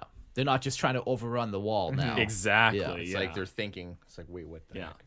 Since these attacks, they have become more widespread across the galaxy, with horror stories of massive Tyranid creatures undermining reactors while seeming to know the most advantageous time to strike, such as when a refuel has happened or the plasma is particularly volatile in its cycle. Cool. Wait a second. Are we saying that these guys know the perfect time to strike? I don't know about perfect, but it is most advantageous. The most advantageous time to move. To burrow. To burrow, yeah. All right, and burrow. Since the offending I love beast it. is almost always considered destroyed by Imperial analysis in the ensuing blast, We got her. We know we did. we're pretty sure this thing I is think dead. that's an Imperial victory. Technically, we stopped their assault. So Hive Trimalive has literally a crater sunk out of it, and everyone's Imperium's like high-fiving, like, nice, we killed that Tyranid. Just a reactor exploded. So they're almost always considered destroyed by Imperial analysts in the ensuing blast. Whispers of its immortality have risen through the ranks of Imperial soldiers. Many commanders have taken to extreme measures to deal with this nightmare. And when I say extreme, I mean really extreme. Listen to this. They've even going so far as requesting seismic meters to help warn them of attacks. Ooh. But let me ask you this. If we pay for the seismic meters, Who that's will less build the roads? that's less money to crusade with. Oh, God, no. Honestly, yeah. Apparently they strip armor from their tanks Yeah. and like shore up their reactors or their Yeah. Prometheum stuff, and then everyone's like, "No, this is too expensive. We need to crusade more, not protect ourselves." Yeah. Mechanicum is like, "This is ridiculous. We're definitely not giving you seismic meters to do this. This is obviously not a real attack."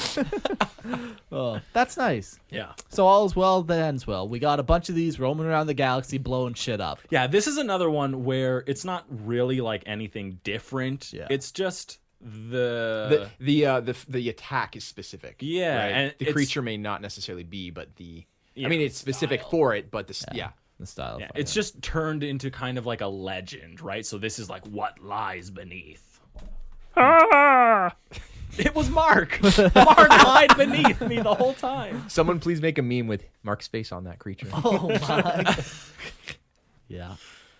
Well, man. that's cool. My favorite character, I think, has to be the Red Terror. Red Terror. Yeah. It's just so. I just like the tunneling and the rustling and then eating. It's and the so dragging. horror. Yeah. Yeah. And it's a cool model too. Yeah. Very cool. I like the fact that is that the one where its mouth is big enough to swallow a manhole? Yeah. Yeah, that's kind of crazy. You just sloop. Yeah. Yeah. I remember when I bought the model, the original Red Terror, oh my goodness, it was probably like 2001 or 2, which is kind of crazy to think. has that thing held together, or the metal arms have fallen off again? I will say the stupid metal arms keep falling off the original one. It's true. It sits in my like little box and it's just like armless. I have to re-glue it after every freaking tournament or not tournament game. Have you ever pinned it? You know what's funny? No. Yeah. In all like 20 years of owning this model, You ever I've use never- not plastic glue? Like you ever try using like I I've don't know, used like I would on try, metal? like, Gorilla Glue. Have you ever tried perhaps? using sorts not of plastic glue weird. on metal? Yeah. You know, I've never thought of that, Eric. So Mark's favorite is the Red Terror. Yeah. Yeah. Mine look at that thing. is the Swarm Lord. Shock of all shocks there. Wow. Wow. Eric? John, what's your favorite? You know, it's a toss up between the Death Leaper Okay. and and the Red Terror. Okay.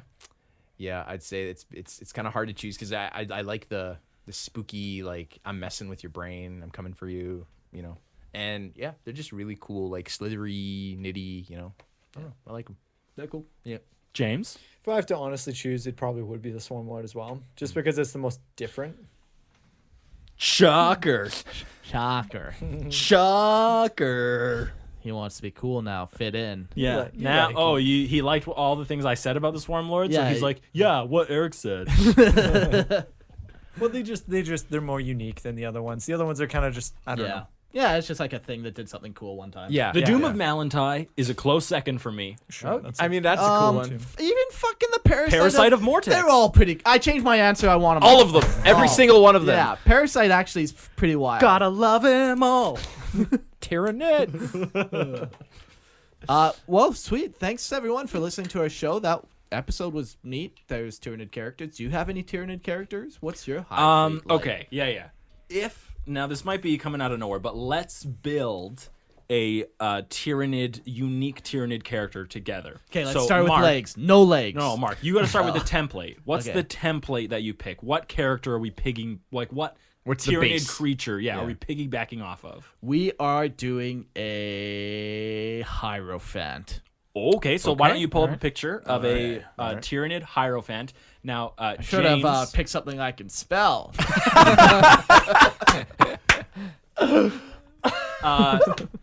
EI.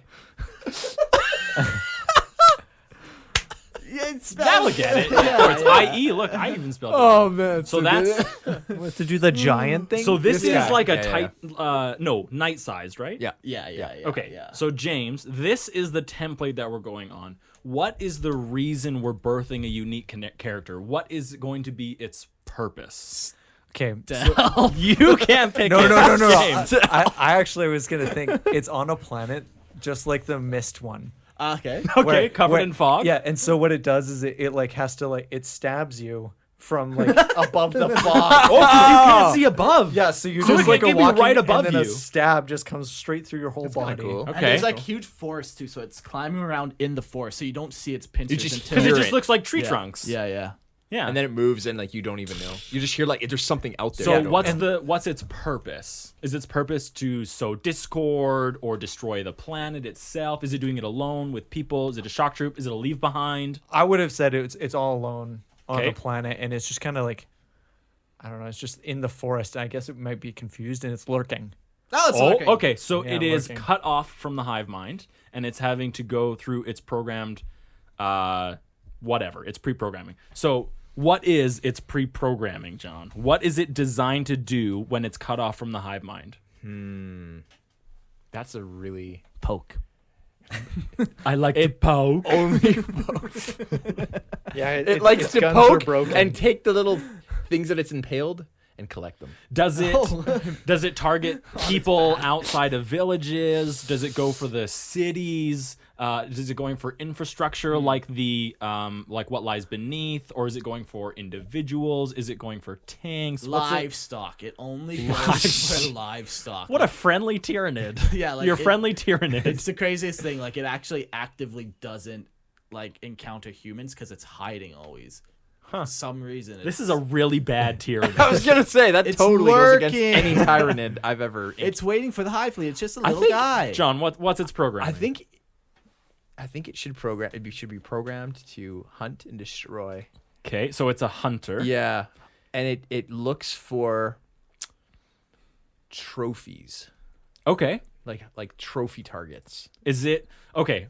I'm Yeah. building off Yeah. this now. Yeah. So Yeah. I'm gonna say two things about this. One is that it has like octopus defensive capabilities, where it can Okay. change the texture of its body, okay. so it can Okay. actually look like bark. Right. okay. Right, like if that's you were to crazy. touch it, it just Yeah. feels like whatever. There's no tree difference is, between a tree and it's like it's- okay. so it yeah. feels like that. So that's Okay. one thing. It maybe it lies dormant for hundreds of years, just standing in this fog, and no one's ever seen it because it just looks like this tree and it's hidden. Another thing I'm going to say, dude, taken with the trophies. Yeah. It's like that spider who takes the carcasses of its victims and piles it there we on go. its back. There we go. So now this thing is taking anything it kills, draining it of its fluids or something, I don't know, and then putting the carcasses on its back. All right, Mark, go. Okay, so the reason why it actually does all of this is Lictor Brain was put into it instead of a Hierophant Brain, so it's kind of acting like a Terror Lictor, Okay. but it's a Hierophant. Right, so. it doesn't know how to do. It's like And it's Well, no, it does that because it's causing terror. You right. know? It's sowing terror. Yeah, because it thinks it's a Lictor, but really it's a 50-foot tall Hierophant. So Okay, James, you're gonna be the final thing on this. Does it like destroy the planet by itself? Like, does it do the same thing that the parasite of Mortex did, where takes over a whole planet? Does it die? What happens? Oh, that's a tough one. So it's taking hundreds of years, right? Because it's in its like Yeah. weird stasis thing, and every once in a while it just takes something else and puts it on his back. So what's the end game of this? What happens to this guy? What's the end game? I find love. It has to be one of those things where accidentally, like it has to end stupid because this guy doesn't sound great. So the planet's gonna think that there's an invasion because somebody accidentally sees it one time and thinks, oh, we're being attacked by Tyranids, so they call a whole fleet. And because the fleet was diverted from an actual crisis, that planet was destroyed. But this Hierophant is killed by this fleet. Yes, they bombard Yeah. it to hell, and and an but it entire stripped planet all is its defenses from the other planet, and that's the one that the Tyranids somehow end up hitting. We created the perfect Tyranid monster, guys. Give yourself What lies above? Perfect. I like that. That's pretty good. That was good. Wow. Okay. Well, before we actually finish the episode itself, if you haven't, check out our Discord, follow us on Instagram, check out our Facebook, join our Patreon. $1. And speaking of Patreon, we would like to thank all of our newest Imperial Tithers. Okay, let's do you do one, I do one. Rapid fire pace. Ready? Okay. Go. Maxime, Jared. Bodie, And Percy. Tech Priest Alex, Michael. Jack, Jaden. John. Starty Fart Blast. I think you need to say that slower and clearer for everyone. Sultry Bart Fast. Salty Harrison. Sultry Bartfist. Derpenstein, Chris. Austin. Judah. What really happened on Istvan 3? Michael. Aaron. Jackson. Or is that Aaron? A. Round Jackson. Darnell. Or is that D. Now Ranell? Darnell. Danell, yeah. Vernon, Simon, Sam. Richard. Mark. Yeah. Yeah. No, that was the next guy, was Mark. Dark Weasel and Luke. Thank you all so much for joining the Patreon. Yeah. Hopefully you guys enjoy the extra video content that we put up for you on our Patreon. For as little as $2 a month, you can also enjoy these features for yourself. You can watch us, me point at James emphatically. You can watch me flip Eric off. Oh, that's worth it for $2. We're censoring that. And one day we may actually kill someone in this room. Whoa! Stay tuned for next episode. We kill one unlucky Lord guest. Which dark god do you want it to be sacrificed to? Join the Discord. Vote. Yeah, your vote will count. Vote will count. Thank you for joining us. Thank you, John, for joining us. Absolutely. Thank you, James. Mark, Pleasure. always a pleasure. And we'll see you guys next week. See ya. Bye-bye. Peace.